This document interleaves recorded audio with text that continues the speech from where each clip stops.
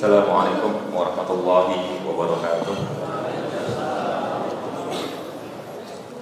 Al-Mahmud Allahu Jalla Jalaluhu wal musalla alaihi Muhammadun wa aluhu wal mad'u lahu al-bilad wa rijal. Alhamdulillah, pertama mari kita panjatkan puji syukur kita kehadirat Allah Subhanahu wa taala yang memberikan kita nikmat Islam, iman dan kesehatan kepada kita semua. Karena sampai pada detik ini, alhamdulillah kita masih diberikan kemampuan oleh Allah Subhanahu wa taala untuk menggerakkan dan melangkahkan kaki kita ke masjid yang mulia ini untuk sama-sama menjalankan ibadah. Yang kedua, kepada Nabi besar Muhammad sallallahu alaihi wasallam, nabi terakhir, nabi yang telah memberikan kita pendidikan, nabi yang telah mengajarkan kepada kita bagaimana cara hidup sesuai dengan yang Allah tentukan dalam Al-Quran. Alhamdulillah telah hadir bersama-sama kita Syekh dari Palestina, Gaza. Sedikit saya sampaikan profil beliau. Nama beliau adalah Dr. Mahmud Asyufi. Beliau asli Gaza, Palestina.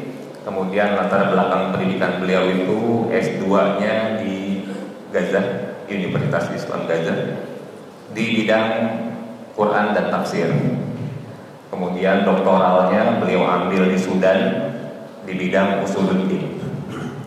Jadi insya Allah beliau cukup capable untuk menyampaikan ilmunya kepada kita, untuk menyampaikan motivasinya kepada kita berkaitan dengan Al-Quran sebagai benteng pertahanan bagi warga Gaza di Palestina untuk menahan serangan Israel di sana. Beliau adalah salah satu direktur di Darul Quran dan Sunnah di Gaza. Kemudian beliau juga sebagai dosen di beberapa universitas di Gaza. Beliau juga sebagai pemegang sanad kitab Syama'il, kemudian Qiraah Asyra, dan alhamdulillah beliau yang terpenting yaitu hafiz Quran 30 juz. Dan beliau telah menamatkan hafalannya itu di umur 16 tahun. Jadi kalau kita 16 tahun lagi ngapain? Kira-kira. Jadi beliau alhamdulillah sudah menamatkannya di umur 16 tahun. Dan usia beliau masih relatif muda karena usianya masih sekitar 35 tahun. Alhamdulillah. Tidak berlama-lama, mari kita dengarkan saja motivasi beliau kepada kita berkaitan dengan Al-Quran. Ya, oleh tafadhol ila kalimatika ya Syekh Mahmud Asyufi.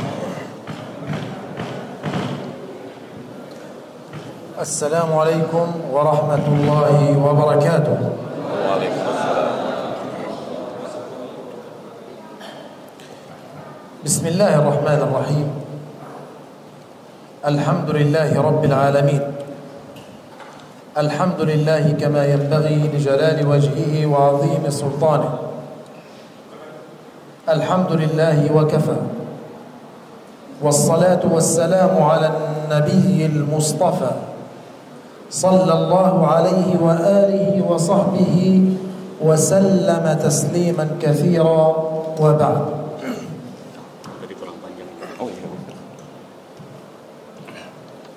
بداية أتقدم بجزيل الشكر لإدارة هذا المسجد لاستضافتنا هنا وإتاحة الفرصة بالتحدث معكم وإلقاء التوصية والنصيحة فجزاكم الله خيرا كثيرا. Jadi beliau mengatakan yang pertama yaitu berterima kasih kepada para jamaah Masjid Al-Furqan, Masjid Al-Furqan, kemudian terutama DKM Masjid Al-Furqan yang telah memberikan waktu dan kesempatan kepada beliau untuk sama-sama memberikan motivasi dan memberikan tausiah kepada kita pada hari ini. ونحن نعيش في هذه الأيام أياما عظيمة، أياما مباركة في شهر كريم، شهر عظيم قد خصه الله تبارك وتعالى من بين الشهور. لماذا؟ لأنه أنزل فيه القرآن شهر رمضان الذي أنزل فيه القرآن. Jadi alhamdulillah kita wajib bersyukur karena pada bulan ini adalah bulan yang istimewa, bulan Ramadan, bulan di mana Allah menurunkan Al-Quran kepada Nabi besar Muhammad sallallahu alaihi wasallam. Dan ini yang membedakan bulan-bulan yang lain dengan bulan Ramadan, yaitu di mana Allah menurunkan Al-Quran khusus pada bulan Ramadan. Fal-Qur'anul Karim a'zamu mu'jizatin fi hadhihi dunya kalamullah tabaraka wa ta'ala unzila fi hadha ash-shahr فأصبح هذا الشهر كريم عظيم مميز.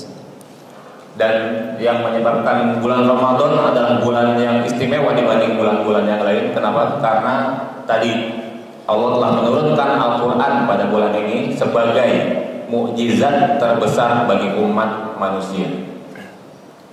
ونحن بفضل الله تبارك وتعالى عندنا في غزة في كل عام يتم تخريج 2000 طالب وطالبة يحفظون كتاب الله رغم الحروب وقصف المنازل وحصار غزة إلا أنه يحفظ هذا العدد ما شاء الله سبحانه.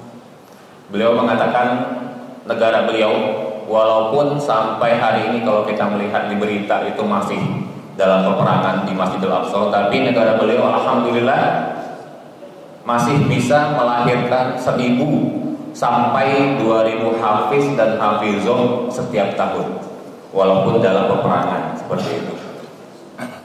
سائل يسأل كيف يحفظ هذا العدد وعندهم حصار وحروب كيف يحفظون. Jadi beliau mengatakan kok bisa, bagaimana negara yang semakin hari semakin mengecil, negara yang setiap hari itu dalam teror dan ketakutan masih bisa melahirkan jumlah para hafiz dan hafizah dengan sangat signifikan.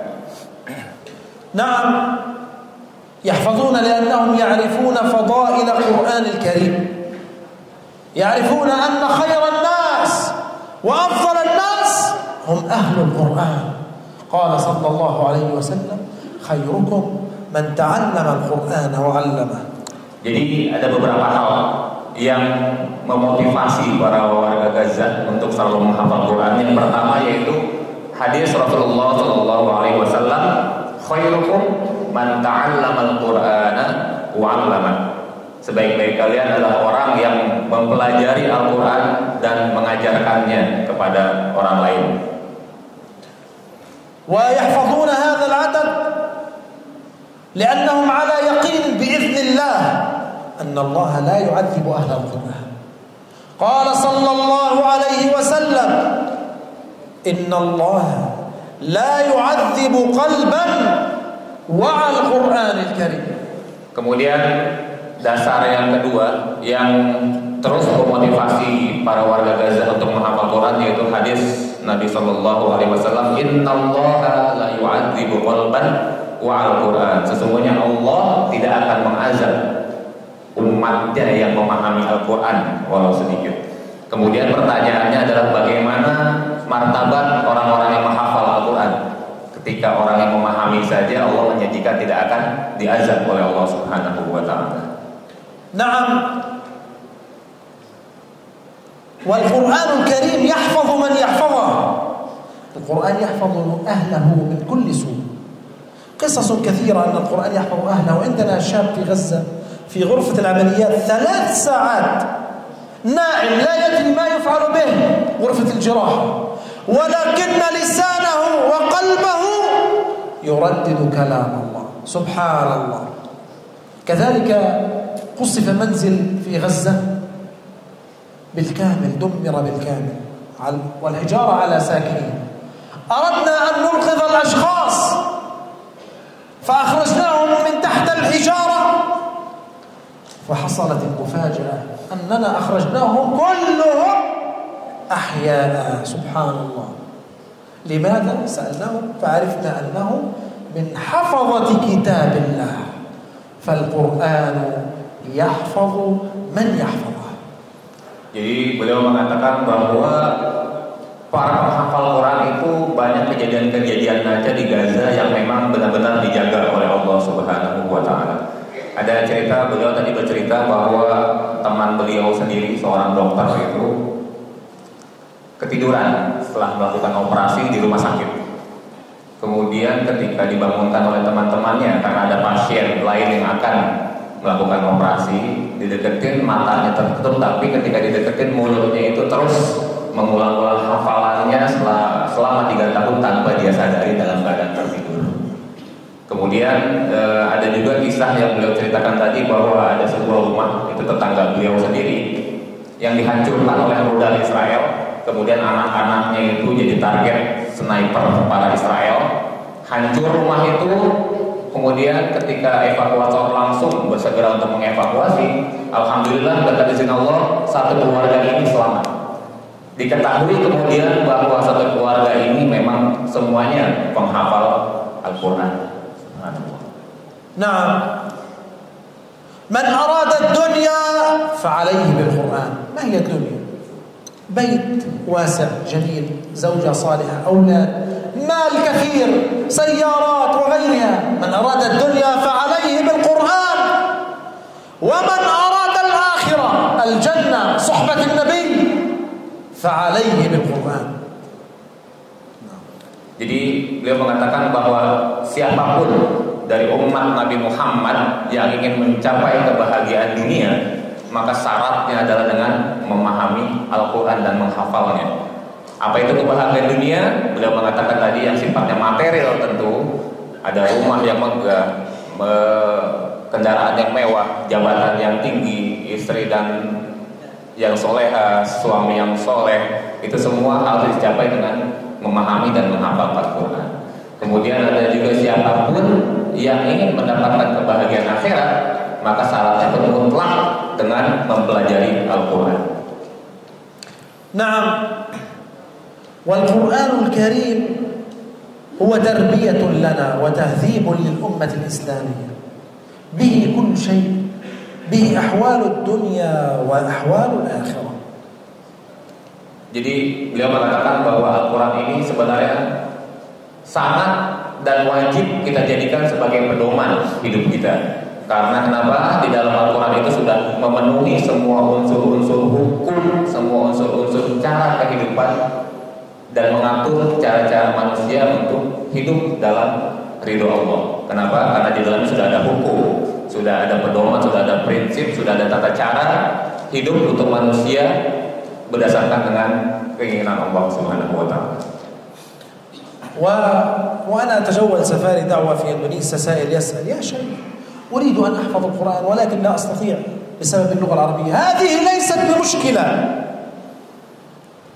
والجواب: إذا أردت أن تحفظ كتاب الله أخلص النية أولا، إخلاص النية بصدق، بعد ذلك الله عز وجل ييسر لك حفظ القرآن. قال تعالى: ولقد يسرنا القرآن للذكر فهل من مدكر.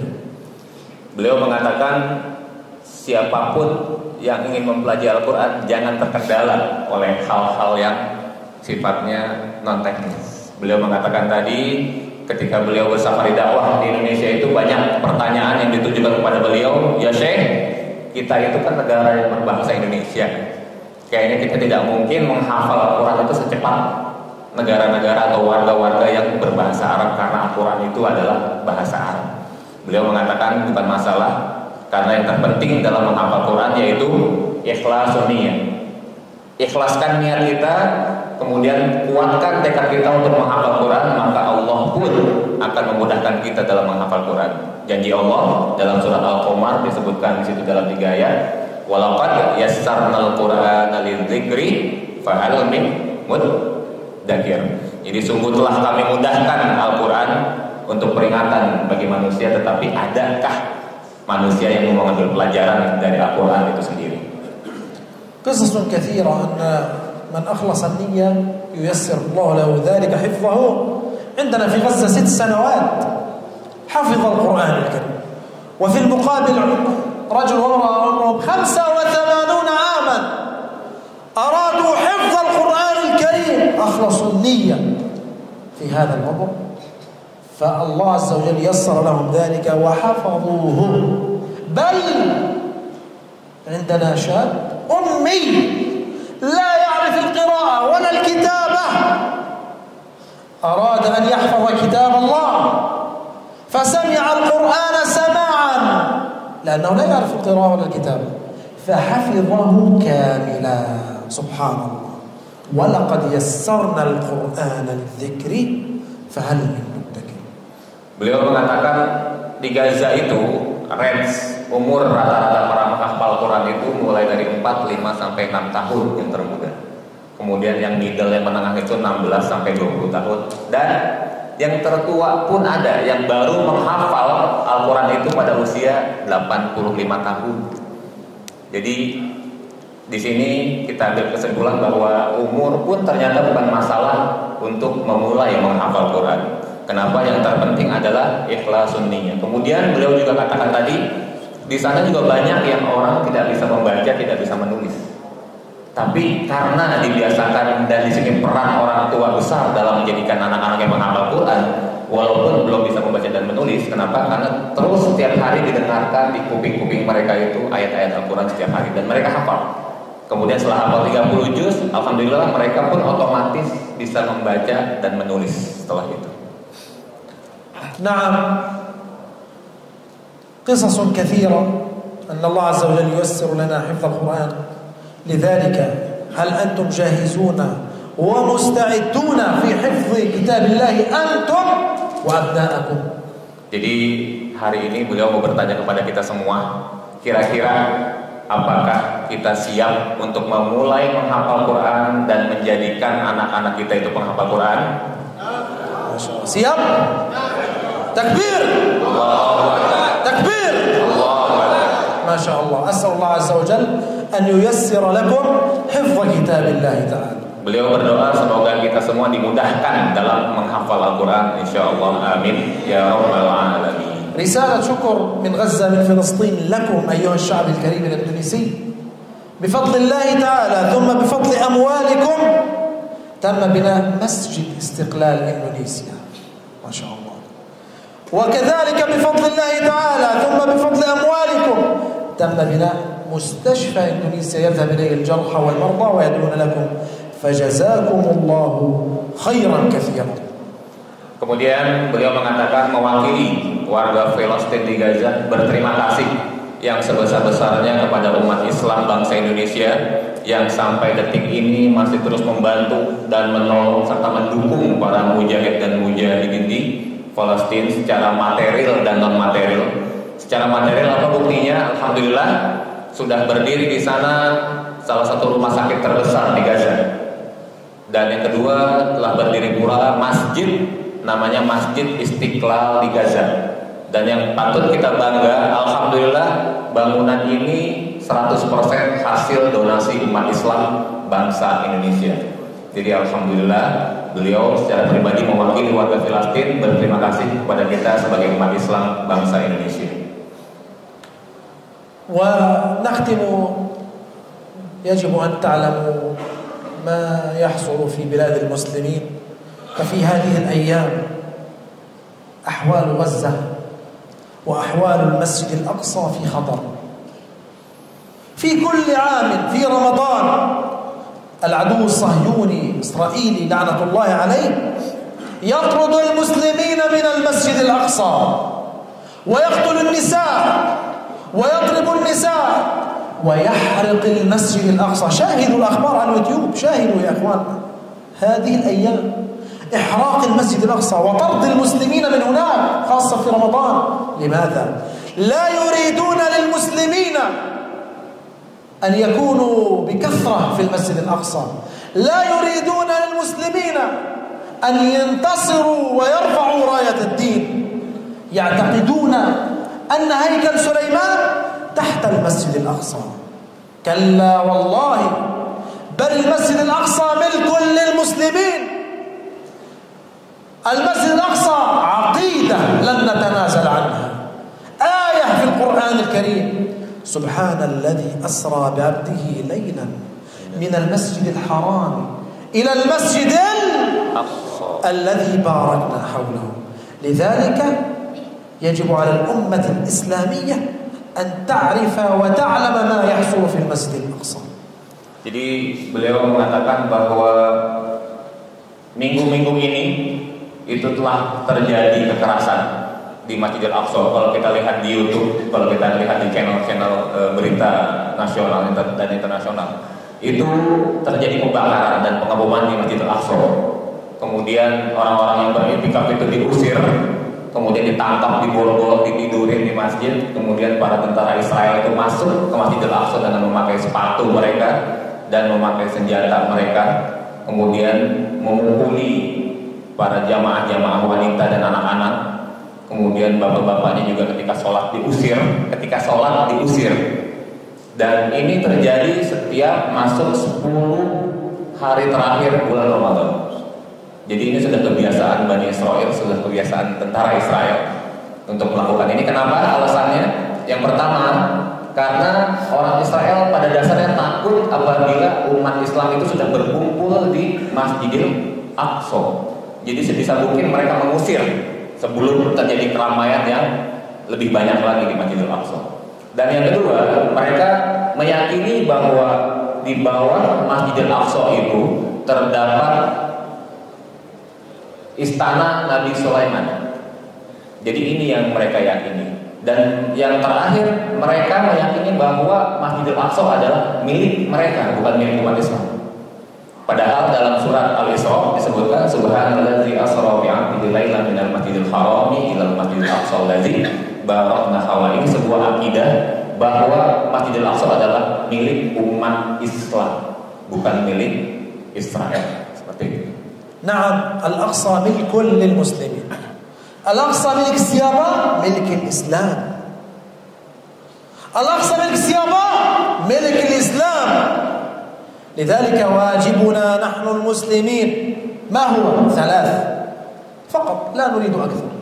أولا الدعاء، أن ندعو الله عز وجل ليل نهار، يا رب حرر المسجد الأقصى، يا رب انصر المسلمين في كل مكان في فلسطين وغيرها. دعاء. ثانيا أن نربي ونعلم أولادنا عن المسجد الأقصى ونحببهم فيه فهو آية وعقيدة لنا. ثالثا أن ننصره ونفديه بأرواحنا وبدمائنا وبأموالنا ما استطعنا. Kemudian beliau mengatakan, apa kewajiban kita sebagai muslim untuk menjaga Masjidil Aqsa agar menjadi tetap milik umat Islam? Yang pertama beliau katakan yaitu doa. Berdoa semoga Allah terus menjaga Masjidil Aqsa dari blokade dan serangan Bani Israel. Yang kedua, mengajarkan anak-anak kita untuk selalu mengetahui bahwa Masjidil Aqsa adalah milik umat Islam, bukan milik Bani Israel. Dan yang ketiga, mendukung secara amwal dan anfus, secara jiwa dan materi untuk membantu perjuangan mereka yang ada di sana dalam menjaga Masjidil Aqsa selamanya. Ini yang wajib dilakukan oleh kita sebagai umat Islam dimanapun kita berada. وفي الختام أسأل الله تبارك وتعالى الذي جمعنا في هذا المسجد أن نجتمع قريبا في المسجد الأقصى مصلين إن شاء الله. آمين آمين. والسلام عليكم ورحمة الله وبركاته. Waalaikumsalam warahmatullahi wabarakatuh. Jadi beliau mengatakan sebelum ditutup tadi, beliau berdoa dan sesungguhnya ini adalah doa dari umat Islam yang ada di Gaza. Semoga kita semua umat Islam di Indonesia dan seluruh umat Islam di dunia bisa melaksanakan sholat berjamaah di Masjidil Aqsa dalam waktu dekat. Amin ya rabbal alamin. Kenapa demikian? Karena apabila seluruh umat muslim di dunia bisa masuk ke Masjidil Aqsa dan melaksanakan sholat berjamaah di sana, itu artinya tanda kemenangan warga Filistin itu sangat dekat. Dan dengan sendirinya tentara Israel itu akan terusir dari negeri Palestina. Seperti itu yang sudah beliau sampaikan kepada kita.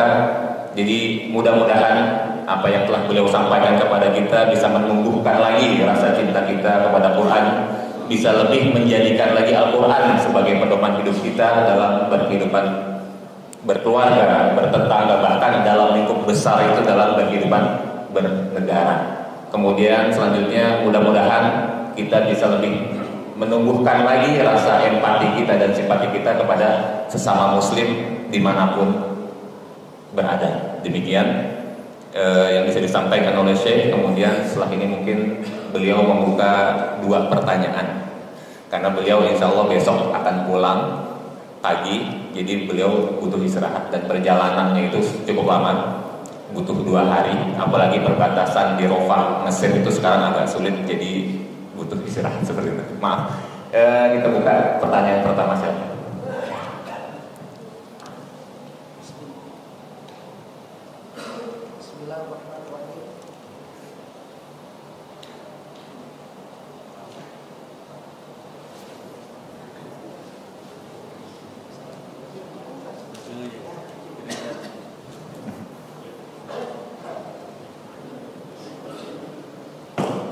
Belum dinyalain.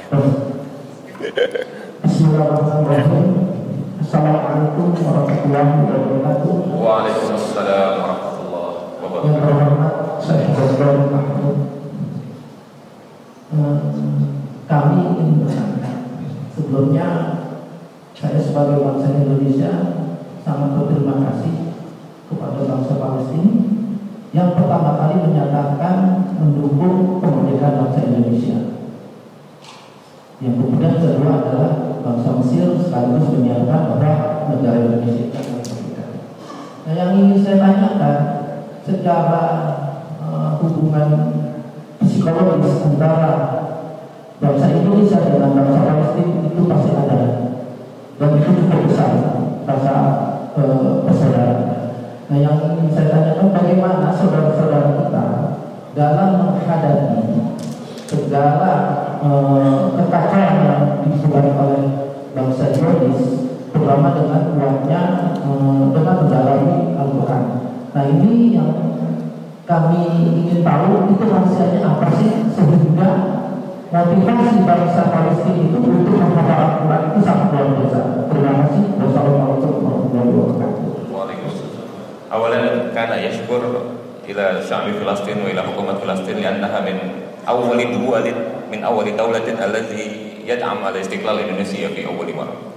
Wa thaniyan wa huwa yas'al ma fa'ala al-Filastiniyun ala tasjih auladihim fi hifdzil Qur'anil Karim.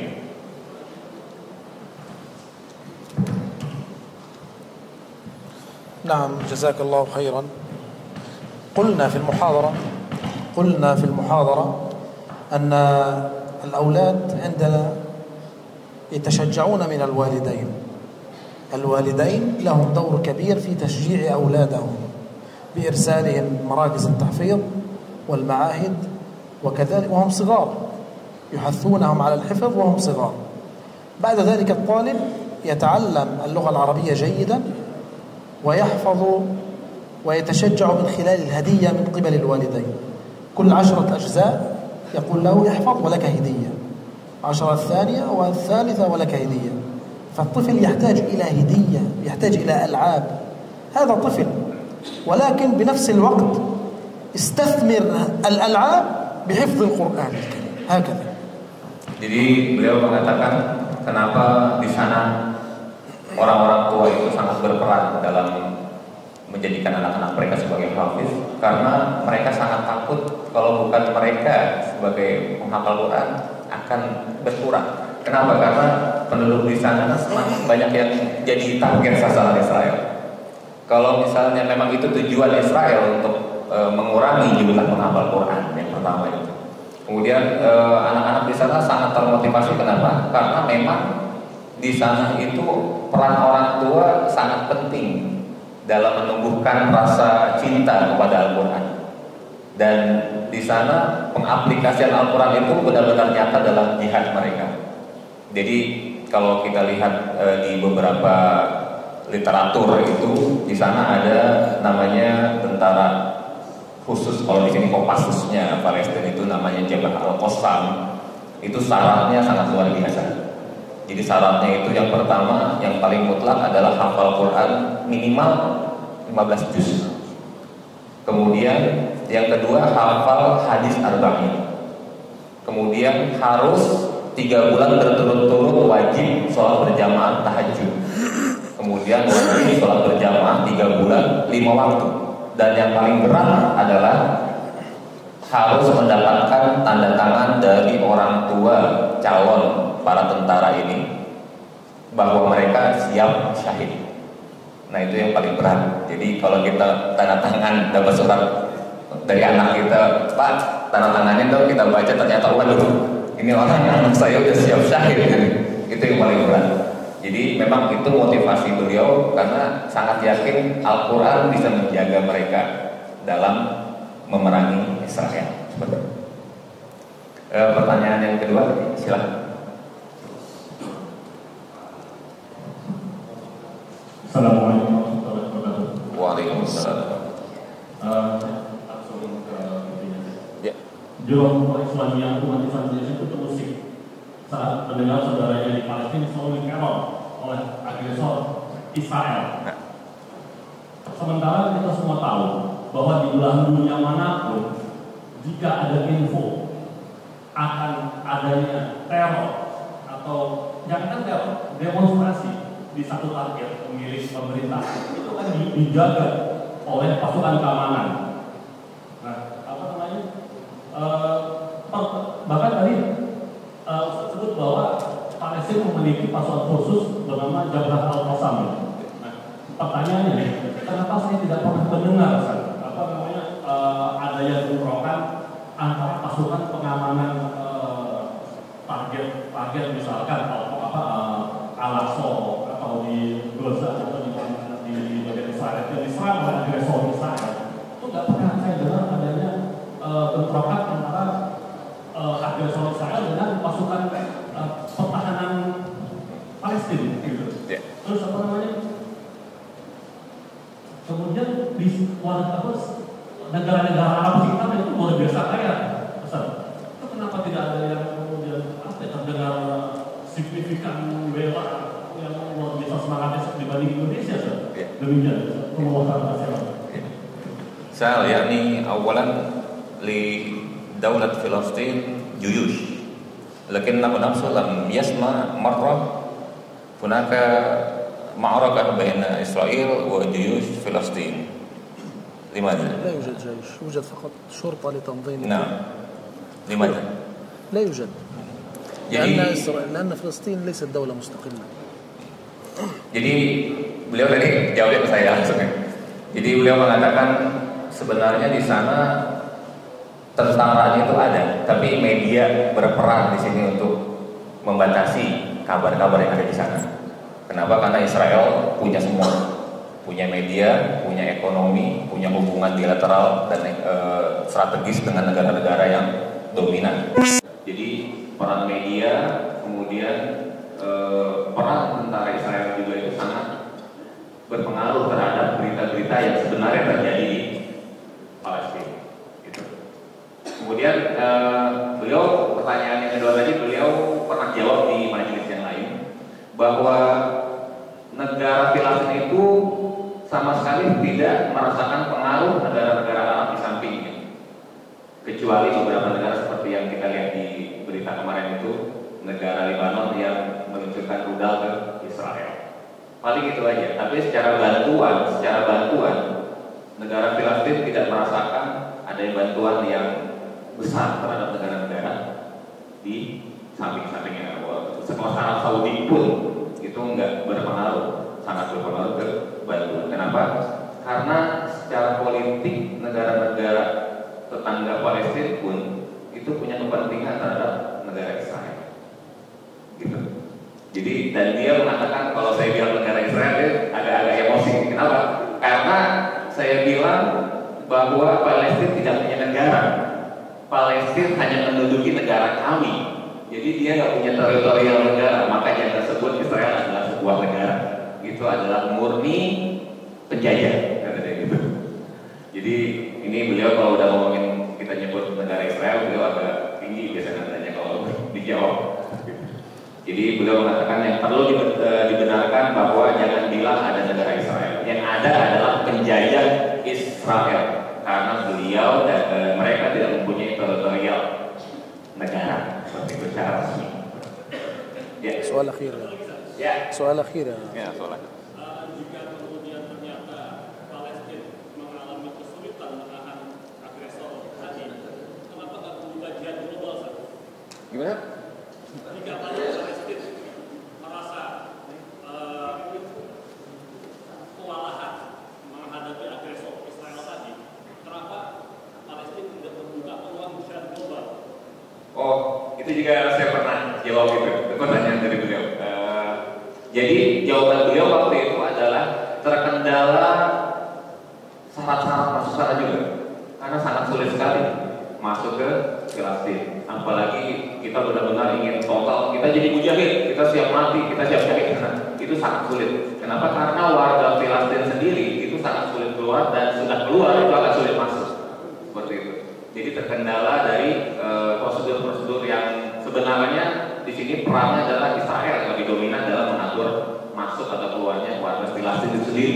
Padahal itu negara mereka, tapi karena Israel sana megang secara militer dan megang secara politik dan segala macamnya, akhirnya semuanya dipegang oleh Israel. Jadi beliau sendiri ini kemarin 19 orang yang diundang ke Indonesia, ternyata yang lolos dari perbatasan itu cuma 9 orang.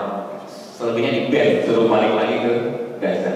Jadi itu kendalanya, bukan Palestina bukan tidak membuka peluang atau membuka kesempatan untuk siapapun yang mau berjihad di Palestina, tapi di sana sangat terkendala dengan proses yang dominan dipegang oleh tentara Israel. Otomatis di belakangnya Amerika, seperti itu.